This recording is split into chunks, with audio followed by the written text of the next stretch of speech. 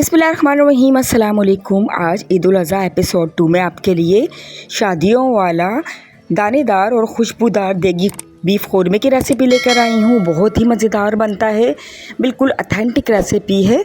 और साथ ही कौरमे की प्याज को किस तरह हम क्रिस्पी बना सकते हैं जिससे हमारा कौरमा दानेदार बनेगा, इसके भी तमाम टिप्स शेयर करूँगी। तो वीडियो को बगैर स्किप किए एंड तक देखिएगा। तो आइए जल्दी से बनाना शुरू करते हैं शादियों वाला देगी बीफ कौरमा।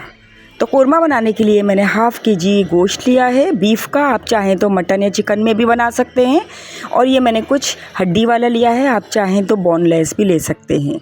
कुछ हल्की सी इसमें चिकनाई भी लगी है, आप चाहें तो रूखा गोश्त ले लें, टोटल आप पे डिपेंड करता है। हाफ़ केजी के लिए मैंने 2 बड़े साइज़ की प्याज को बिल्कुल फ़ाइन बारीक काट के हाथ से खोल लिया और इसको फैला दिया और फ़ैन के नीचे रख दिया ताकि ये ड्राई हो जाए, जिससे बहुत ही क्रिस्पी फ्राई हमारी प्याज तैयार होगी।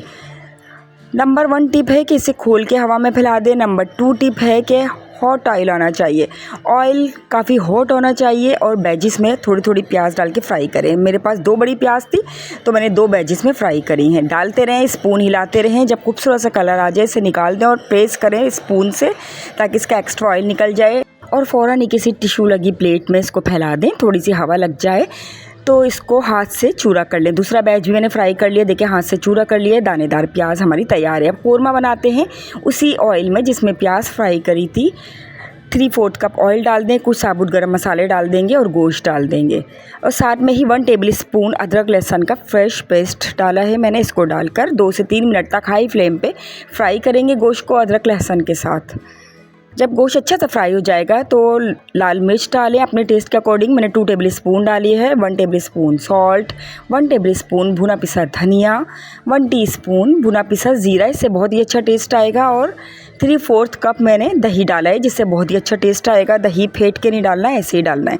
इसको मिक्स करेंगे, थोड़ा सा पानी डालेंगे और थोड़ा सा भून कर हम गोश्त को गलने तक पका देंगे। मैं प्रेशर कुकर में बना रही हूँ, आप चाहें तो पतीली में पकाएं, उसी हिसाब से पानी डालें।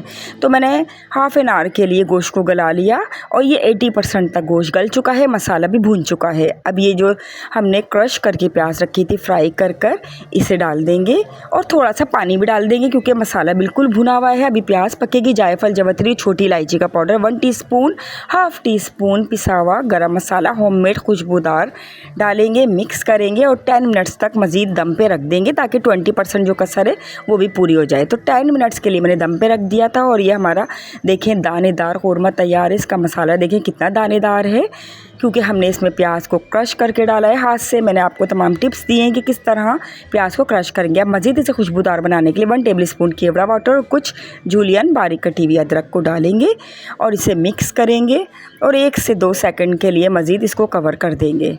फ्लेम बंद करने के थोड़ी देर बाद डिश आउट कर रही हूँ और ये देख लें हमारा ऑथेंटिक देगी शादियों वाला खुशबूदार दानेदार बीफ कौरमा तैयार है। बहुत ही टेस्टी बनता है और इसका दाना चेक करें और ये दाना हमारी क्रश की हुई प्याज से आता है। तो प्याज को कभी भी पेस्ट बना के मत डालें, हमेशा हाथ से क्रश करें। हालांकि ये पर्पल प्याज आजकल आ रही है जो बहुत सॉफ्ट होती है, लेकिन आप मेरे बताए हुए टिप्स एंड ट्रिक्स यूज़ करेंगे तो आपकी भी बिल्कुल क्रिस्पी प्याज फ्राई होगी जो हाथ से ही क्रश हो जाएगी।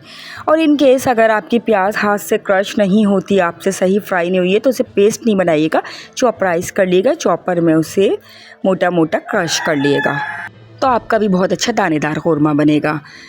तो कढ़ाई, अचार, गोश्त, कितनी भी रेसिपीज़ आ जाए लेकिन कौरमे की तो अपनी बात ही अलग है। कौरमा बहुत ही अच्छा लगता है और अगर ये अच्छा बना हुआ हो तो खाने में मज़ा ही आ जाता है। तो मेरी रेसिपी को ट्राई करिएगा और तमाम टिप्स एंड ट्रिक्स फॉलो करिएगा। ये देखें कितना अच्छा गोश्त गला हुआ है और मैं खा के बता रही हूँ, बहुत ही टेस्टी खुशबूदार है। केवड़ा वाटर ज़रूर डालिएगा, इससे बिल्कुल देगी खुशबू आती है कौरमे की। तो वीडियो अच्छी लगे तो लाइक ज़रूर कर दिएगा, चैनल पे नए हैं तो काइंडली सब्सक्राइब ज़रूर कर दीजिएगा ताकि मेरी आने वाली हर नई वीडियो का नोटिफिकेशन फ़ौरन मिले। आगे बकरीद स्पेशल में बहुत ही मज़े की टेस्टी रेसिपीज़ आ रही हैं।